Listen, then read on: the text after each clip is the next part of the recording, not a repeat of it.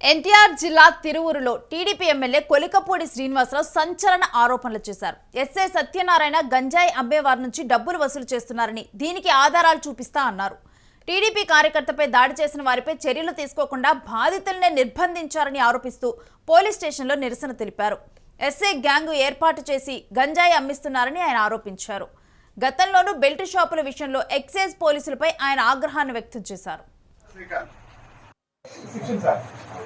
కానీ ఒక బ్యాచ్ ని పెట్టుకొని వాళ్ళని గంజాయి అమ్మే వాళ్ళ దగ్గరికి పంపించి డబ్బులు వసూలు చేశారు. అవి మొత్తం ఇప్పుడు చూపిస్తాం. ఇదే బ్యాచ్ ఇప్పుడు రామకృష్ణని ఎవరైతే కొట్టారో అదే బ్యాచ్ ఈ రోజు టౌన్ లో తిరువూరు టౌన్ లో గంజాయి అమ్ముతుంది ఎవరో మీకు తెలుసు.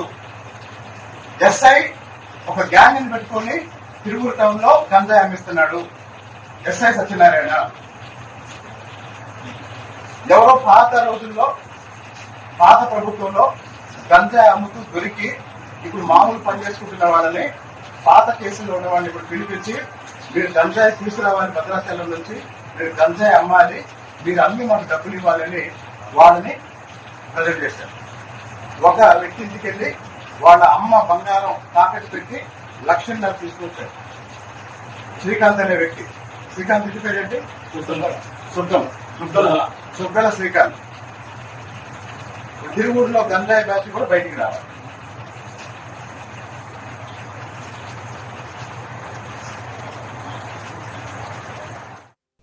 సో తిరువూరు ఎమ్మెల్యే కొలికపూడి శ్రీనివాసరావు ఇప్పుడు స్వయంగా కూడా అతనే ఎస్ఐ మీద ఆరోపణలు చేయడం అయితే సంచలనంగా మారింది.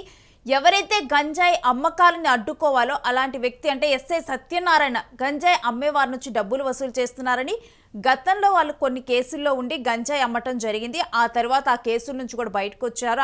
ఆ తర్వాత ఇప్పుడు మరలా కూడా వాళ్ళని త్వర మీదకి తీసుకొని వచ్చి వారిని పిలిచి గంజాయి మీరు అమ్మాలి, ఆ గంజాయి సరుకు తీసుకొచ్చి మీరు తిరువూరులో అమ్మాలి అని చెప్పి వాళ్ళ చేత గంజాయి అమ్మించి డబ్బులు వసూలు చేస్తున్నట్లుగా కూడా స్వయంగా కూడా తిరువూరు ఎమ్మెల్యే కొలికపూడి శ్రీనివాసరావు ఇప్పుడు ఆరోపణలు చేయటం, మరో పోలీసులకు ఆయన చెప్పటం ఇప్పుడు సంచలనంగా మారింది.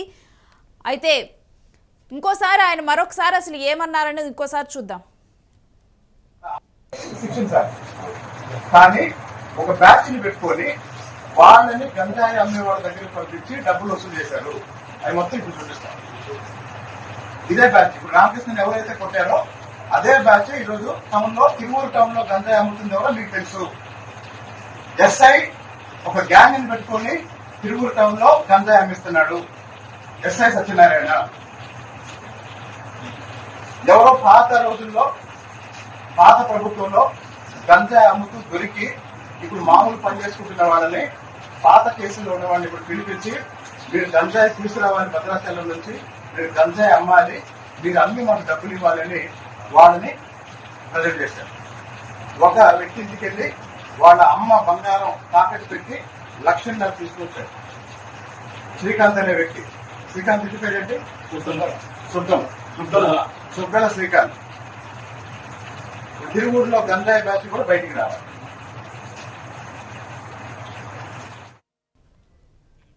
టీడీపీ కార్యకర్తపై దాడి చేసిన తర్వాత అయితే వారిపైన చర్యలు తీసుకోకుండా బాధితుల్ని నిర్బంధించారని ఆరోపిస్తూ కూడా ఇప్పుడు పోలీస్ స్టేషన్లో నిరసన తెలిపారు.